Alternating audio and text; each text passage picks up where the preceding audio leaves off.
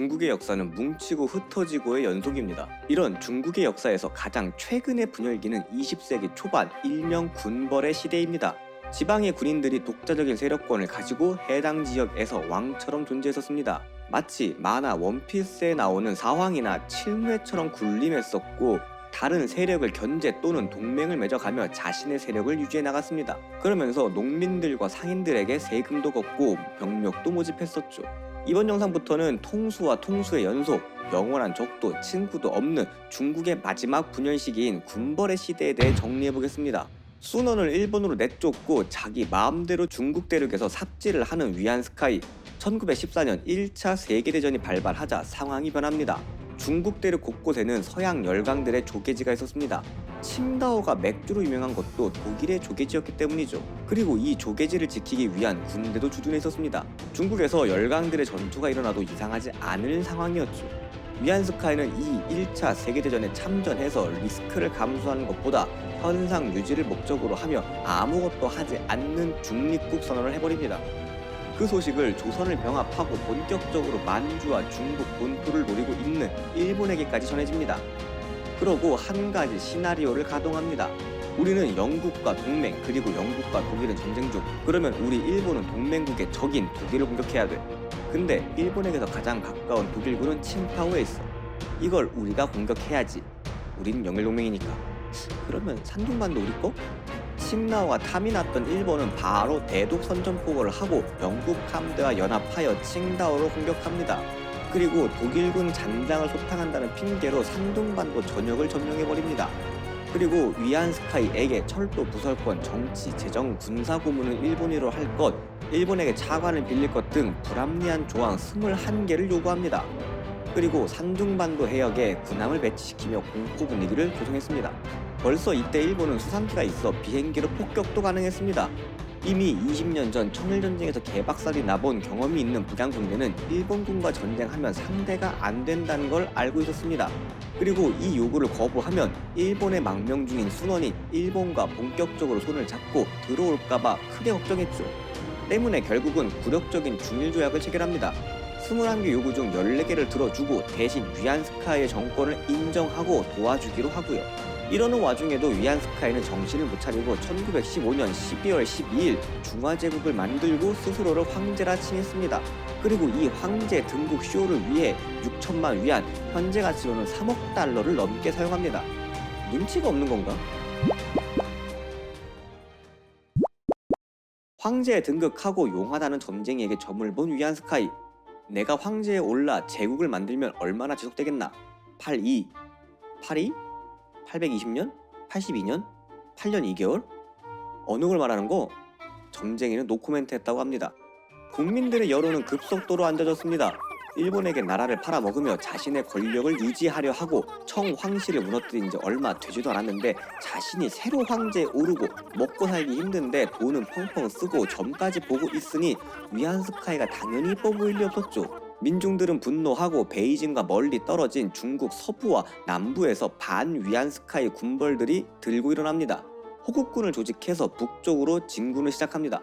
위안스카이 북양군벌의 홈그라운드인 베이징과 중국 북부지방에서는 이게 통했으나 서부와 남부지방에서는 차이어, 류레진 같은 다른 지방 군벌들이 위안스카이에게 반발하였죠. 일본에서는 순원이 다이지타오, 천치메이, 장제스 등을 규합하여 중화혁명당을 조직하고 타도 위안스카이를 주창하며 군사적 행동에 돌입합니다. 위안스카이도 토벌군을 모아 전투를 시작합니다. 못나고 속 좁은데 욕심 많은 사람들 특징이 방구석 여포거든요.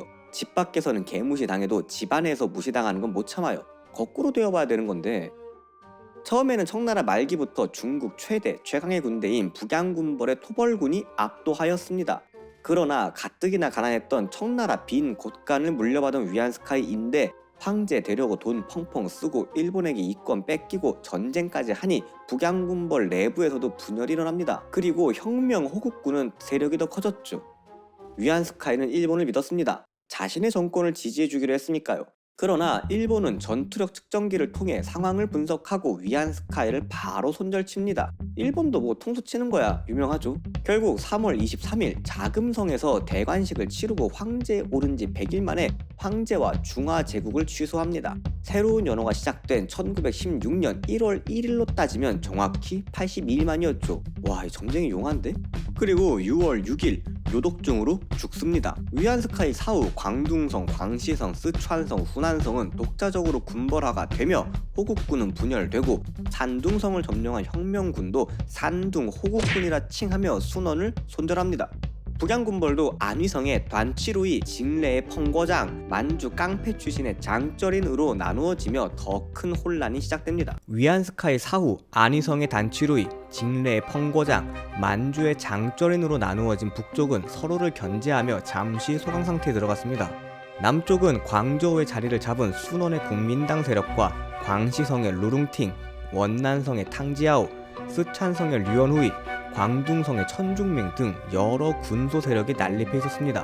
그리고 옌시사는 산시성에서 왕처럼 군림하며 다른 세력들과 엮이지 않는 중립을 유지하며 힘을 키우고 있었습니다. 위안스카이 뒤를 이어 남, 북, 군벌 어디에도 속하지 않은 리 위안홍이 대총통 자리에 올랐습니다. 펑거장은 부총통, 단치루이는 국무총리에 임명되었지만 대총통에 오를 만한 머리도 실력도 힘도 없는 리 위안홍을 탐탁지 않아 했습니다.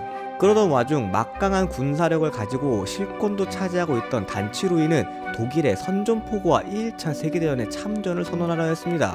단치루이의 독단적인 행동이 마음에 들지 않았던 리 위안홍은 참전을 반대했죠. 하지만 힘이 없었던 리 위안홍은 혼자서 단치루이를 막을 수 없었습니다. 그래서 청 멸망 이후에도 청나라에 대한 충성심을 가지며 변발을 유지하고 있던 최후의 청나라 장군이라 불리우는 장쉰과 손을 잡고 단치루이를 밀어내서 푸이를 다시 황제에 올리려 했습니다. 이에 격분한 단치루이는 직계인 펑고장과 연합하여 베이징을 포위하고 공격하며 리안위용과 장쉰을 쫓아냈습니다. 다시 권력을 잡은 단치루이는 1917년 독일의 선전포고를 하며 일본의 전폭적인 지원을 받기 시작합니다. 만주 진출을 계획 중이었던 일본 입장에서는 현 중국의 권력자인 단치루이에게 지원을 해주며 일본 제국의 말을 듣게 하는 게 중요했거든요. 조선 총독 데라우치는 3억 8,500만 엔을 단치루이에게 지원했습니다. 1917년 일본 세입의 85%나 되는 엄청난 돈이었죠. 그러면서 일본은 산둥반도의 지배권과 만주, 내몽골의 삼림, 광산, 철도 등 엄청난 이권을 받아오는 밀약을 체결하였습니다. 데라우치는 이 밀약을 내가 중국에 심어놓은 권익은 21개조 조약의 10배에 달한다 평가할 정도였습니다. 이런 모습을 본 순원은 루룽팅, 장제스 등과 함께 호법군을 조직하여 북벌을 시작하였습니다. 이에 단치루이는 류융상, 차오쿤, 리춘, 우페이프, 장쪼린 등과 연합하여 호법군을 상대하였습니다. 압도적인 병력과 일본에게서 지원받은 무기를 통해 단치루이의 토벌군은 호법군을 남쪽으로 밀어내고 있었습니다. 그러던 중 호법군과의 전쟁에 반발한 펑고장이 실각하고 단치루이의 독재에 차오쿤, 장쪼린이 반란을 일으키며 분열이 일어나고 호법전쟁은 누구의 승리락이 애매하게 끝납니다. 그리고 1919년 1월 1차 세계대전이 끝이 납니다. 전후 처리를 위해 베르사유 궁전에서 평화회담이 열렸죠. 단치루이는 시베리아로 파병까지 하였으나 평화회담에서는 찬밥 신세였습니다. 반면 일본은 승전국의 지위를 얻고 단치루이와의 밀약을 근거로 독일의 조개지였던 산둥성의 권리를 받습니다. 이 밀약이 국제사회와 중국 사회에 퍼지자 여론은 급속도로 단치루이에게 안 좋게 흘러갔습니다. 돈을 받고 산둥반도를 넘겨준 모양이었으니까요. 단치루이의 비겁하고 비열한 행동에 격분하여 1919년 5월 4일 태난먼 광장에 1만여 명의 대학생과 시민들이 모여 거리 행진을 했습니다. 단치루이는 이걸 무력으로 진압하였는데 이 사건으로 민족주의의 열기는 더욱 뜨거워지고 반군벌, 반제국주의 운동이 급속도로 퍼져나갑니다. 펑고장의 뒤를 이어 직계군벌의 수장이 된 차오쿤은 이런 여론의 흐름을 읽고 호북의 왕자니안, 강소 리춘, 강서 천광이안, 허난 자오티의 직계파와 봉천 장쪼린, 흑룡관 순례천, 길림의 바오구이칭의 봉계와 연합하여 팔성동맹, 직봉동맹이라 불리우는 반단치루이 연합을 구축합니다. 강력한 환계군들이었지만 단치루이는 향락장군이라는 별명이 붙을 정도로 사치와 향락에 빠져 있었습니다. 그리고 민심도 단치루이의 편이 아니었죠. 결국 베이징을 사수하던 단치루이는 사방에서 기관총, 야포 등 신식 무기를 가지고 밀려오는 약 10만여 명의 직계, 봉계군을 감당하지 못하고 7월 18일 항복합니다. 정권을 잡은 차오쿤과 장저린은 결혼 동맹을 했습니다. 근데 장저린의 아들은 8살, 차오쿤의 딸은 7살인 말 그대로 쇼윈도우 부부였죠. 그러나 차오쿤은 속으로 마저 깡패 출신이 어딜 넘봐 이러면서 장저린을 무시하였고, 장저린 역시 힘도 없는 게 맘먹으려고 하네 라며 불쾌했습니다. 결국 이 둘은 주요 요직 자리를 두고 트러블을 일으키다 1차 직봉전쟁을 일으킵니다. 전쟁은 직계장군 우페이프의 활약으로 생각보다 쉽게 6일 만에 직계의 승리로 결판이 났습니다. 직계는 40여 대의 항공기를 가지고 쉴 틈 없이 봉계군의 폭탄을 떨어뜨렸습니다. 비행기와 대공무기가 없었던 봉계는 대처 불가였죠. 장저린은 대패 이후 자신의 근거지인 만주, 봉천으로 도주합니다. 자기 이름도 잘 못쓰고 못 배운 마적 출신이었지만 눈치가 빠르고 똑똑했던 장저린, 봉천, 길림, 흑룡강성을 확실한 자기의 세력권으로 두고 동부광이라 불리웁니다. 대학을 세우고 인제 양성, 철도 건설, 공장 설립 등을 하며 가장 낙후되어 있던 동북 삼성을 중국에서 인구 대비 가장 학생 수가 많고 공장이 많은 근대화된 지역으로 만들었습니다. 1900년 550만이던 인구는 1924년 2500만 명이 넘었습니다. 민중들의 생활이 안정되어 가자 1차 직봉전쟁에서의 패배를 반추하며 차근차근 군사력을 길러갑니다. 군사학교를 설립해 우수한 군병력을 육성, 장조린의 아들 장쉐량은 공군을 창설하고 프랑스에서 쿠드롬 전투기, 불에게 폭격기 등 100여 대를 수입하였습니다. 여기에 만주를 호시탐탐 노리던 일본과 손을 잡고 단치루의 환계 담당들을 포서 북벌을 계획 중이던 남부 정권의 순원과 연합하며 힘을 길러갔죠. 1922년 5월에는 동북 삼성의 독립을 선포하기까지 했습니다. 1차 직봉전쟁에서 승리한 직계에서는 내분이 시작되었습니다. 차오쿤과 우페이프의 힘이 강해지자 상대적으로 소외된 순원을 리스펙하고 있던 기독교 장군 펑위샹은 이 상황이 못마땅했습니다. 이 상황을 본 장조리는 펑위샹을 200만 위안이라는 거금으로 매수하여 자신에게 유리하게 판을 만들어 갔습니다. 장조린, 순원, 단치루이, 펑위샹의 사자동맹 결성. 이때 직계 치셰위안이 환계 잔당 류융상의 영토를 공격했습니다. 남쪽에서 전쟁이 일어나자 직계의 군사가 나뉘어졌고 환계와 동맹을 맺은 장조리는 10만 명의 군사로 사내관을 공격하며 2차 직봉전쟁이 일어났습니다. 차오쿤과 우페이프의 직계는 50만의 군대를 가졌지만 여기저기에 배치가 되어져 있었고 상당수는 류융상 공격에 투입되어져 있어 실제 가용 자원은 10만 명이었습니다. 그중 3만 명의 병사는 엑스맨 펑위샹이었죠. 펑위샹은 3일 만에 도착할 거리를 빙빙 돌아 한 달 만에 도착하는 등 전력 이탈에 최선을 다했습니다. 1차 직봉전쟁과 반대로 제공권은 그동안 공군의 힘을 쏟은 봉계의 차지였습니다. 하지만 이탈리아산 대공포로 반격을 하고 전국에서 군대를 끌어모아 한해간에서 직계와 봉계는 막상 막하 일진 일퇴의 전투를 치렀습니다. 이때 상황을 지켜보던 엑스맨 펑위샹 자신의 군대를 국민군이라 개칭하고 머리를 돌려 베이징을 점령해버립니다. 그리고 차오쿤을 체포하고 우페이프의 모든 직위와 권한을 박탈합니다. 산해관 주변에 있던 우페이프는 자신의 군사들을 데리고 후퇴하며 직계는 펑위샹, 우페이프, 순참팡으로 나누어지고 직봉전쟁은 봉계, 장조린의 승리로 돌아갑니다. 베이징을 점령한 펑위샹은 자금성 안에서 청나라 때의 지위를 가지며 평화를 누리고 있는 마지막 황제 푸이를 일반인으로 강등시키고 470여 명의 만주족 환관, 시녀들과 같이 자금성에서 내쫓았습니다. 이 정신나간 푸이는 차를 타고 텐진의 일본 조개지로 들어가서 술 먹고 춤추며 잘 놀고 잘 지냅니다. 일본이 무엇을 계획하고 있는지도 모른 채로요. 펑위샹, 우페이프, 순천팡으로 나눠진 직계는 힘이 많이 약해졌습니다. 펑위샹은 내몽골 자치구와 간수성의 서북쪽으로 밀려났고 우페이프와 순천팡은 남쪽으로 도망을 했습니다. 장조리는 동북 삼성과 허베이성, 산둥성이라는 양쯔강 이북 중국의 핵심 지역을 손에 넣었죠. 단치루이는 자신의 환계를 다시 재건하라 하였지만 장조리는 그에게 허울뿐인 대총통의 다리를 주고 군사권을 주지 않았죠. 남쪽에서는 군사력 없는 혁명의 한계를 뼈저리게 느끼고 있는 순원이 있었습니다. 이때 유일하게 순원에게 관심을 보내며 지원해준 나라가 있었으니 공산혁명을 성공시킨 소련이었습니다. 순원은 혁명을 성공시킨 레닌을 부러워하며 10월 혁명을 축하한다는 서신을 보내고 레닌에게서는 동방의 광명이라는 극찬의 답장을 받으며 친밀감을 쌓고 있었습니다. 당시 중국에서는 오사운동의 반제국, 반봉건주의를 이어받아 1921년 7월 중국 공산당이 결성되었습니다. 창립 멤버에는 그 유명한 마오쩌둥이 포함되어 있었죠. 소련과 세계 혁명기구인 코민테른의 지원으로 노동, 농민운동을 지속적으로 벌이며 중국 공산당의 세력은 넓어지고 있었습니다. 민족주의를 싫어하고 당 이외의 군사력을 가진 군벌들이 중국 대륙을 차지하면 공산혁명이 불가능할 것을 안 소련은 순원과의 협력에 긍정적이었죠. 마침내 1924년 1월 국민당 전국대표회의에서 국공합작이 결의되며 공산당원이 국민당에 가입할 수 있게 됩니다. 연소용공. 이때 공산당원 300명은 국민당에 가입하죠. 마오쩌둥과 장제스의 적과의 동침 시작. 순원은 장제스를 소련으로 보내 소련식 군사교육 시스템을 배우게 하고 황푸 군관학교를 설립합니다. 소련은 국민당에게 조직, 이미지 관리, 포퓰리즘 등을 전수해 주어서 국민당이 대중정당으로서 발전하는 데 큰 도움을 줍니다. 힘이 없어 팽당하고 번번이 실패만 해왔던 순원의 군사력에 대한 목마름은 장제스의 황푸 군관학교를 통해 해결되기 시작합니다. 하지만 장전인 단추르이와 지속적으로 회의를 하며 통일정부를 수립하려던 순원은 1925년 3월 간암으로 사망을 합니다. 삼민주의로 현대 중국의 이념적 토대를 쌓은 인물의 허망한 죽음이었죠. 순원 사후 장쩌리는 적극적으로 남벌을 시행하였습니다. 돈과 무기가 필요했던 장쩌리는 당시 만주 일대에서 항일 무장투쟁을 하고 있던 한국 독립군을 잡아 일본에게 넘기고 현상금과 각종 지원을 받는 미스야 협정을 체결하죠.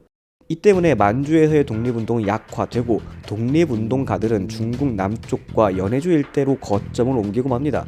일본에서 받은 무기와 돈, 50만의 군대를 기반으로 파죽지세로 밀고 내려오는 장쩌리는 느긋했습니다. 순천팡은 이미 한번 이겼던 상대고 순원이 없는 국민당은 자신의 적수가 되지 못할 거라 생각했거든요. 이때 장쩌린이 남벌에 힘을 더 줬으면 중국 통일을 이루었을 거라 말하는 사람들도 많습니다. 하지만 장쩌린은 기고만장해서 파티를 벌이는 데 여념이 없었고 그의 수하들은 사치와 향락에 빠져 있었습니다. 더군다나 동북 삼성부터 상하이까지 전선이 넓어지자 보급은 어려워지고 상하이 아래로의 진격은 더뎌졌죠. 그러다 1925년 530 차만으로 반제국주의 운동이 6월부터 시작되었습니다. 시위가 커지자 상하이에 조개지를 두고 있었던 영국, 미국, 이탈리아, 일본 등의 열강들이 군대를 동원해 상하이를 점령했고 장쩌린의 봉계군도 출동하였습니다. 그러나 봉계군은 열강들의 눈치를 보느냐고 자국민을 보호하기는커녕 시위대를 무차별적으로 탄압했습니다. 이로 인해 장쩌린에게 민심은 떠나갔고 남쪽으로 도망갔던 순천팡은 펑위샹과 동맹을 맺습니다. 펑위샹은 서쪽에서, 순천팡은 남쪽에서 공격하기로 약조를 하죠. 더 나아가 순천팡은 주변 5개의 성을 모아 5성연합군을 만듭니다. 결국 1925년 10월 장쩌린은 상하이를 순천팡에게 넘겨주고 약해진 세력을 이끌고 북쪽으로 도망을 갑니다. 그러자 장쩌린 밑에 거슝링이 반란을 일으키죠. 이 반란군의 세력은 점점 커져서 6개 사단으로 늘어나고 동북 국민군이라 개칭했습니다. 장쩌린은 하는 수 없이 동북 삼성으로 후퇴했으나 거슝링은 사내간을 넘어 추격해왔죠. 그러자 일본 관동군에게 도움을 요청합니다. 일본은 도움의 대가로 반식민지적 밀약을 받아냅니다. 당시 만주 일대의 철도 부선권과 관리권을 가지고 있었던 일본, 거슝링이 철도를 이용하는 것을 저지했습니다. 그리고 요충지에 관동군을 배치하며 거슝링의 진격을 막았죠. 전력을 가다듬은 장쩌린은 아들 장셰랑의 공군을 적극 이용해서 반격에 나섭니다. 비행기로 거슝링군의 보급기지를 박살내자 반란군의 사기는 급격히 떨어지고 결국 반란은 진압되고 맙니다. 한편 펑위샹은 장쩌린에게 대항하기 위해 소련과의 합작을 생각해냈고 모스크바로 가서 스탈린을 만납니다. 그러면서 산시성의 옌시산을 공격하다 오히려 장쩌린, 우페이프, 옌시산 삼각동맹에게 역관광을 당해버리죠. 지지 기반을 잃어버린 펑위샹은 자신의 남은 군대를 국민당에 편입시키고 국민당의 편에 섭니다. 이때 광저우에서 세력을 키우던 장제스의 국민당은 동쪽의 천중민을 제압하며 세력을 키우고 장쩌린의 봉계와 순천팡의 직계 세력이 서로 싸우며 나누어진 것을 간파하고 각계격파를 하면 승산이 있을 거라는 판단에 1926년 6월 1차 북벌에 나섭니다. 국민당이 곳곳에서 승리를 하며 북진을 이어가면서 우페이프에게 승리를 하자 위기를 느낀 순천팡은 장조림과 동맹을 맺습니다.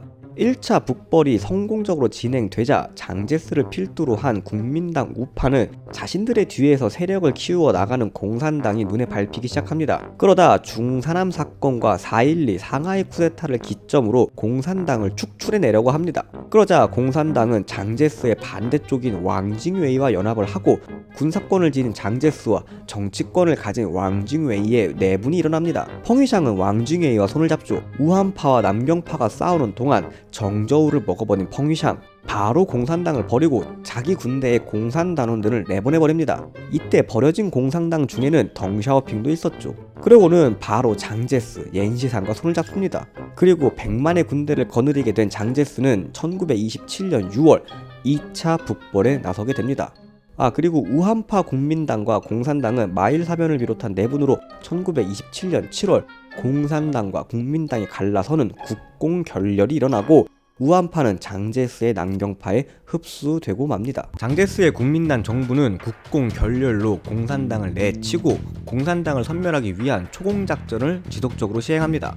당연히 소련과도 단교를 하죠. 그러고 손을 잡은 건 독일이었습니다. 중국은 무기 생산에 필수적인 텅스텐과 안티몬을 싼 값에 독일에 수출했고 최신 무기와 기계를 수입해왔습니다. 1933년부터 중일전쟁이 일어나는 1937년까지 중국이 수입한 무기의 80%가 독일제였습니다. 1차 세계대전에서 패배하긴 했지만 전통적 육군 강국이었던 독일은 중국의 장군급 장교 5명과 수백 명의 영광급 장교를 파견했습니다. 이들에게 군사교육을 받으며 국민군 장교들의 수준은 높아졌고 국민군은 현대화되어갑니다.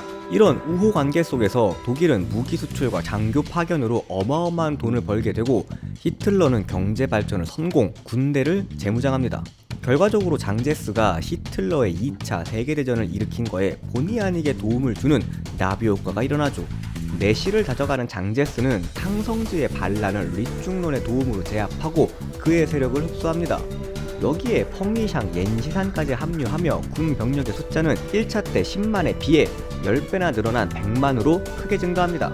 그리고 1928년 2월 2차 북벌을 선언합니다. 장쩌린, 순참팡, 장중장의 북부 군벌들은 규모가 어마어마했으나 장제스는 각계격파가 가능하다고 생각하며 북벌을 강행했습니다. 총 4방향으로 진군, 1집단군은 장제스가 맡으며 순참팡과 장중창을 상대하고 2집단군은 펑이샹의 서쪽에서 동진, 3집단군은 옌시산이 장쩌린을 견제, 4집단군은 리중런이 북상하기로 합니다. 장제스는 이번으로 북벌을 종결시킬 생각이었습니다. 열강들에게 장쩌린 원조를 하지 말라고 경고까지 하면서요. 베이징에 있던 장쩌린은 북벌 소식을 듣고 매우 놀랐습니다. 연이은 패배로 영토와 군사는 줄어들었고 재정은 파탄이 났으며 일본과 친하게 지내고 민생은 돌보지 않는다는 소문이 돌며 민심도 잃어갔죠. 그러나 썩어도 준치라고 장쩌린과 봉계군은 강했죠. 장쩌린은 아들 장쉐랑과 함께 옌시산을 오히려 밀어내며 스자장을 점령했습니다. 펑이샹이 급하게 합류하지만 장쩌린을 상대하기에는 쉽지 않았습니다. 장쩌린은 산둥성을 순참팡과 장중창에 맡기며 선제 공격을 하지 말고 지키기만 하라고 하였죠. 하지만 복수에 눈이 먼 이 둘은 쉬저우를 선제 공격하였다가 역습을 당하고 맙니다. 북벌군은 계속해서 북상하고 진잉, 진안을 점령하며 나아갔습니다. 산둥성에서 북벌군이 승리하자 펑이샹과 옌시산은 전열을 가다듬고 공격, 스자장을 탈환하였습니다.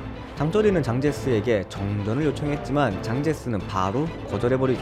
이때 장제스가 중국을 통일하기 원치 않았던 일본이 개입합니다. 산둥성으로 군대를 파견한 일본군은 숫자는 적었지만 화력에서는 압도적이었습니다. 그리고 일본군은 진안성을 점령하고 북벌군에게 진안 11km 밖으로 철수하고 철도로 병력 수송을 금지해버립니다. 사실상 산둥성으로의 북벌을 막아버린 거죠.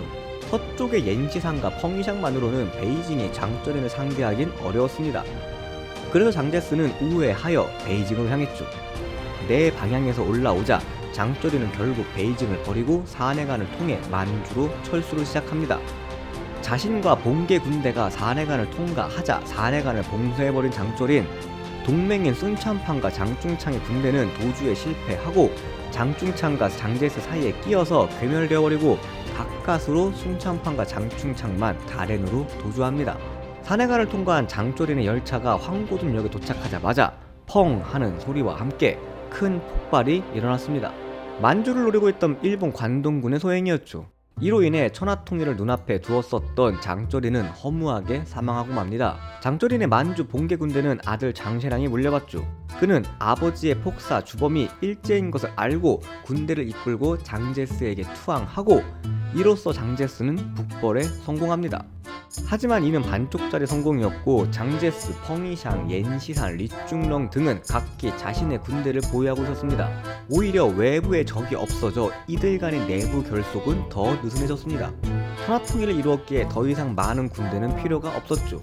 수십 년간 이어진 군벌들 간의 내전과 그로 인한 군대 확충으로 장풍염계의 군대와 지방의 군소 군벌들까지 합하면 병력의 숫자가 300만 명이나 되었습니다. 당시 전 세계에서 가장 큰 병력이었죠. 국민당 정부의 1년 세수가 4억 5천만 위안이었던 것에 비해 군비 지출은 연간 5억 4천만 위안이었고 부족분은 해외 차관으로 메꾸는 실정이었습니다. 이에 장제스는 군 감축을 제안했습니다. 모두가 필요하다는 것은 알지만 군대 축소는 자신의 영향력 감소로 이어진다는 것을 너무나 잘 알기에 선뜻 줄이기는 싫었죠. 남부 리중런이 제일 먼저 반발했습니다. 국민당 탕성지의 반란을 제압해 가며 장제스를 다시 복귀시켜줬는데 토사구팽 당한 느낌이었죠. 그래서 20만의 군대로 반란을 일으켰습니다. 장제스는 탐욕스러운 펑이샹에게 리중런의 후배의 후난성을 주기로 하고 리중런 반란 토벌에 도움을 요청합니다. 펑이샹은 손을 잡는 척하고 약속된 군대의 절반만 보내며 상황을 봐서 장제스를 배신할 생각이었습니다. 이를 눈치챈 장제스는 옌시산을 북로 총사령관으로 임명하여 펑이샹 토벌에 들어갑니다. 펑이샹의 박쥐같은 행태에 부하 장교들은 장제스에게 귀순하며 펑이샹의 군대는 패배하고 리중런의 반란도 제압됩니다. 서쪽과 남쪽의 반란이 진압되자 두려워진 옌시산은 다시 펑이샹, 리중런과 동맹을 맺고 반장제스 연합을 구성하였습니다. 80만의 군대를 가진 어마어마한 규모의 연합으로 장제스에게는 최대의 위협이었죠. 이 반장연합은 주석에는 옌시산, 정부위원회는 펑이샨, 리중렁 등이 취임하며 베이징에 반장 정부를 세웠습니다. 초반 위세는 어마어마해 타임지의 새로운 중국의 지도자로 옌시산을 소개할 정도였죠. 그러나 동북 쪽에서 중립을 지키고 있던 장쇠랑이 크게 반발을 하고 장제스의 편에 서서 베이징으로 진군합니다. 옌시산은 베이징을 포기하고 산시성으로 후퇴하죠. 병력은 많았지만 반장연합은 연합이 잘 되지 않았습니다. 펑이샹이 장제스를 공격할 때 옌시산은 자신의 병력을 보존하기 위해 펑이샹을 도와주지 않았고 옌시산이 공격을 받을 때 펑이샹은 외면했죠. 이러면서 각자 각계격파 당하고 옌시산, 펑이샹은 하야 마침내 1930년 11월 12일 결국 장제스는 반장연합을 진압하면서 진정한 중국 대륙 천하통일을 이루게 됩니다. 신해혁명부터 20년, 그 이전 청말 북양군벌부터 약 50년을 이어오던 군벌의 시대는 막을 내립니다. 그러나 중국 대륙의 안정은 오지 않습니다. 외부의 적이 없어진 국민당 내부에서는 1, 2차 양광사병 같은 장제스와 반장제스의 권력 다툼이 지속적으로 일어나며 정치적으로는 혼란스러웠습니다. 기회를 엿보던 일제 관동군은 1931년 만주사변을 일으켜 괴뢰국인 만주국을 세우고 중국 침략을 본격적으로 시작하였고 뒤이어 1937년에는 중일전쟁까지 일어납니다. 그리고 장제스의 가장 큰 적이 되는 마오쩌둥과 공산당은 북벌 전쟁과 중원 대전 기간을 공산혁명의 기회라 생각했습니다. 그래서 홍군을 조직, 시위와 무력 투쟁을 하며 공산 세력을 키우기 시작합니다. 20년 동안 이어질 국공내전의 서막이죠. 진압에 가장 큰 도움을 준 장쇠랑은 동북군의 보유를 인정받으며 장제스에 이은 사실상 2인자가 됩니다. 만주국 건국으로 영토의 절반을 잃었지만 영향력은 엄청났죠. 훗날 괴멸되어 가던 공산당은 기사회생을, 장제스는 몰락의 시작이 되는 시안 사태를 일으켜 혼란을 야기하기도 합니다.